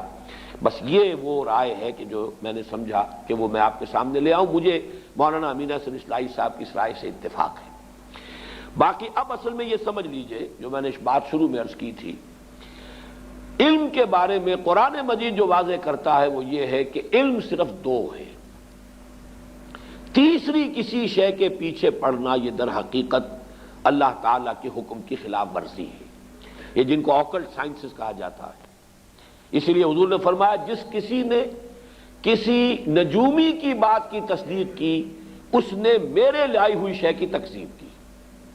اب یہ چاہے وہ ہاتھوں کی لکیروں کا علم ہو، چاہے وہ اب ہمارے ہاں اس کو بھی سائنس کہہ دیتے ہیں، سائنس آف نمبر، اگرچہ جب اس کو واضح کریں گے تو پھر وہ آکلٹ سائنسز کا لفظ آتا ہے، اور یہ ہاروسکوپس بنے ہوتے ہیں، اور یہ جو ہر اخبار کے اندر چلے آ رہے ہیں، اور فلاں کا یہ ہے اور فلاں کا وہ ہے، یہ مختلف حوالوں سے جو ہے وہ قسمتیں ہیں، فال گیری ہے، یہ تمام چیزیں جو ہے در حقیقت یہ اس دائرے میں آتی ہیں کہ جن سے دلچسپی رکھنا گویا کہ دین کے مقاصد کے برعکس ہے۔ حضور کے وہ الفاظ ان سب کے اوپر آئیں گے، اگرچہ یہ سب غلط نہیں ہے، ان کے اندر تاثیرات ہیں، حقیقتیں ہیں۔ حقیقت ہونا کسی شے کا اور ہے اور کسی شے کا جائز اور حلال ہونا اور ہے۔ جب قرآن مجید تو شراب کے بارے میں کہتا ہے کہ اس میں کچھ نفع بھی ہے، وَمَنَافِعُ لِلنَّاسِ، لوگوں کے لیے کچھ فائدے ہیں، لیکن اسمہما اکبر من نفعہما، ان کا گناہ کا پہلو جو ہے وہ ان کے نفع کے پہلے سے جوئے کا بھی اور شراب کا بھی وہ زیادہ ہے، لہذا وہ حرام کر دیے گئے۔ تو اسی اعتبار سے ان تمام چیزوں کے اندر جو بھی کوئی تاثیر ہے، کوئی ایفیکٹ ہے، کوئی ہے واقعتاً، وہ اپنی جگہ پر اس کی آپ نفی نہ کریں، لیکن ان سے دلچسپی رکھنا، اس کے پیچھے لگنا، اس میں یقین رکھنا، یہ چیزیں جو ہے پھر انسان کے اندر جس طرح کا ایک وہمی سا مزاج پیدا کر دیتی ہے، پھر اس کے اندر سے وہ عمل کی جو ایک قوت ہے اور ایک ارادہ اور عزم، اس کو جس طریقے سے دیمک جو ہے لکڑی کو کھا جاتی ہے، اس طریقے سے یہ دلچسپیاں پھر انسان کے اندر سے اس عزم اور ارادے اور جد و جہد اور عمل اس سے انسان کو جو ہے بیگانہ کر دیتی ہیں، تو ان کو ہمارے ہاں حرام قرار دیا گیا۔ تو علم دو کون سے ہیں؟ یا ایک علم وہ ہے جو آپ نے تجرباتی علم حاصل کیا، ان السمع والبصر والفؤاد کل اولئک کان عنہ مسئولا، اسی لیے وہاں فرمایا گیا ولا تقف ما لیس لک بہ علم، مت پیچھے پڑو، مت دلچسپی رکھو ان چیزوں سے جس کے لیے تمہارے پاس کوئی علم نہیں ہے، اس لیے کہ علم کے لیے اللہ تعالیٰ نے تمہیں جو ذرائع دیے ہیں، ان السمع والبصر والفؤاد کل اولئک کان عنہ مسئولا۔ اور اس مرتبہ جو منتخب نصاب کا درس میں نے مکمل کیا ہے، میں واضح کر چکا ہوں اپنی رائے کہ فؤاد کا ترجمہ جو عام طور پر دل کیا گیا مجھے اختلاف ہے۔ میرے نزدیک فؤاد جو ہے در حقیقت وہ یہ عقل ہے۔ فائدہ ہوتا ہے کسی شے سے کوئی شے اخذ کر لینا۔ آپ نے دیکھا ہوگا پرانے زمانے کی کتابوں میں کوئی چیز لکھی گئی، اس کے بعد فے کا ایک نشان ڈال کر اب کوئی آگے جملہ آ رہا، فے یعنی فائدہ۔ اس بات سے یہ ایک نتیجہ یہ نکل رہا ہے، اس کو پلے باندھتے چلو، یہ فائدہ جو ہے یہاں سے حاصل کر لو پھر آگے بڑھو، تو وہ فے لگا ہوتا فائدہ کے لیے۔ فائدہ کیا ہے کہ آپ نے جو بھی سینس ڈیٹا آپ کو حاصل ہوا اور آپ نے اس کو پروسیس کر کے اسے نتیجہ نکالا، یہ ہے در حقیقت یہ فؤاد کا کام ہے۔ یہ ہے انسان کا ایکوائرڈ نالج، اکتسابی علم۔ دوسرا علم ہے وحی کا جو اللہ کی طرف سے گیون ہے، یہ ریویلڈ نالج ہے، اس کے لیے ہم قرآن اور سنت، اس لیے کہ سنت کو ہم سمجھتے ہیں کہ وحی جو ہے وحی جلی بھی ہے، وحی خفی بھی ہے۔ حضور صلی اللہ علیہ وسلم کو قرآن بھی دیا گیا ہے اور اللہ تعالیٰ کی طرف سے آپ کو اور بھی وحی خفی ہوتی تھی،